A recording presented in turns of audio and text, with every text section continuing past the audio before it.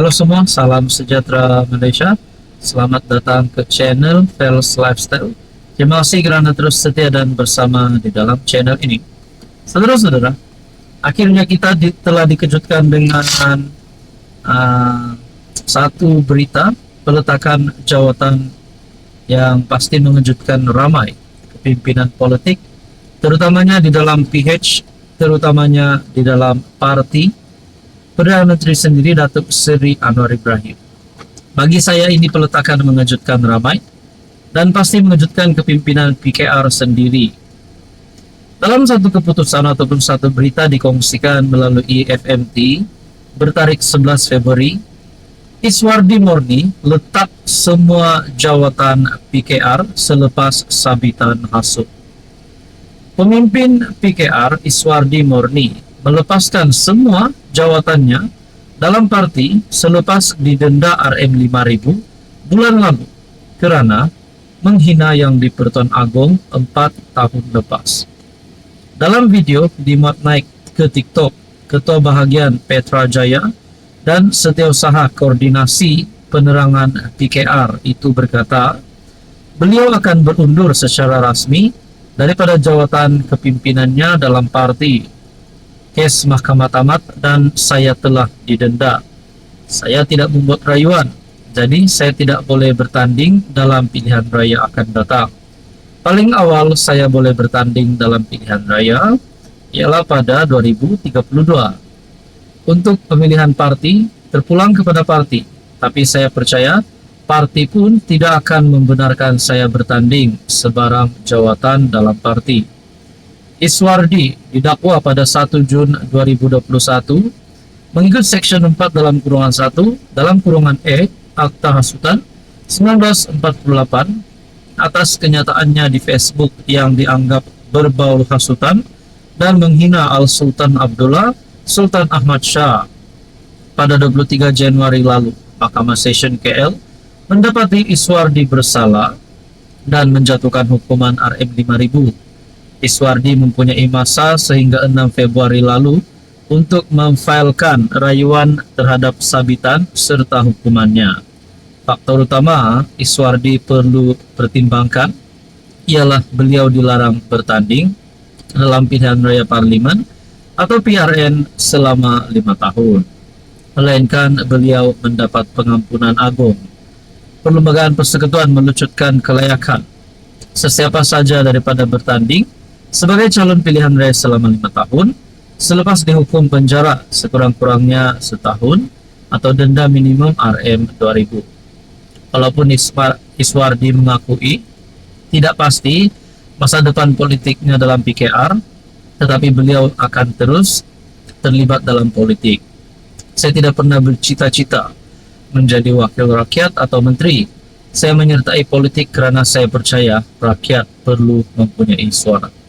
Jadi di sebalik peletakan jawatan ini, setelah beliau disahkan, telah didakwa pada 1 Jun 2021 dan pada 23 Januari lalu, Mahkamah Session KL mendapati beliau bersalah dan menjatuhkan denda RM5,000.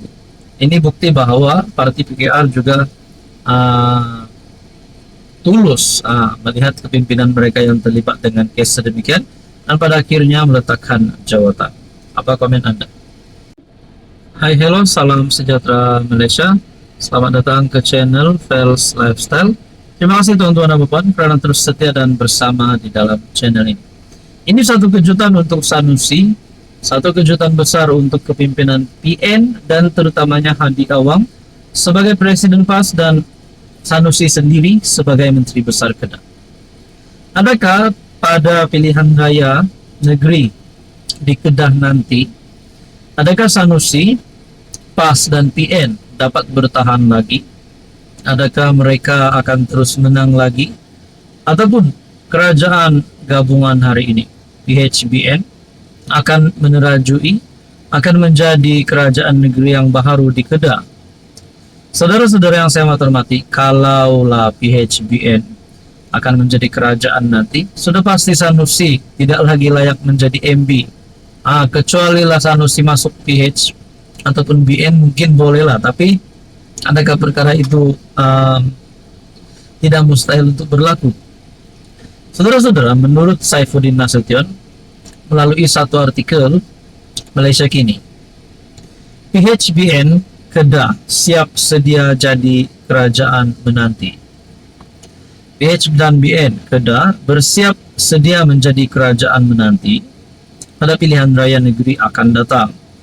Pengerusi Pakatan Harapan Kedah, Saifuddin Nasution, berkata, kedua-dua gabungan itu akan berusaha meraih sokongan pengundi di negeri itu. Pertemuan baru-baru ini, kami mengambil kesempatan untuk berbincang tentang bagaimana kami di Kedah boleh memposisikan diri kami sebagai pembangkang yang boleh dipercayai dan efektif. Pada masa sama, mempersiapkan diri untuk menjadi government in waiting, katanya di petik Sinar Harian. Jadi agak-agak saudara-saudara, kalau PHBN menang pilihan raya negeri seterusnya di Kedah, siapa agak-agaknya Menteri Besar Kedah yang baru akan dilantik nanti?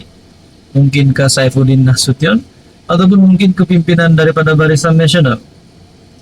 Saifuddin ditemui ketika hadir ke Majlis Rama Mesra bersama prospek dan keluarga sempena sambutan Hari Thaipusam di penjara Sungai Petani. Saifuddin mengesahkan dilantik ke jawatan pengerusi PH Kedah bagi menggantikan Mahfuz Omar yang memegang jawatan itu sejak 2022. Ketika ditanya, adakah pelantikan itu menguatkan desas-desus dia akan terus bertanding di Kedah, Saifuddin berkata, perkara itu masih terlalu jauh dan dia menumpukan perhatian mengetuai parti terlebih dahulu. Kedah kini ditakbir oleh PN yang memenangi 33 daripada 36 kerusi DUN pada PRN lalu. Pada pilihan raya itu, PAS menang 21 kerusi, Bersatu 11 kerusi dan Gerakan memperoleh 1 kerusi. Parti komponen PH yaitu PKR dan DAP memperolehi baki 3 kerusi. Jadi adakah sekiranya PHBN menang pada PRN nanti, agak-agak berapakah kerusi PHBN akan menang? Apa komen Anda? Hai, hello, salam sejahtera Malaysia. Selamat datang ke channel Fels Lifestyle. Terima kasih kerana terus setia dan terus bersama di dalam channel ini. Ada satu kejutan untuk seluruh kepimpinan politik Malaysia. Istana Negara telah terima keputusan tergempar.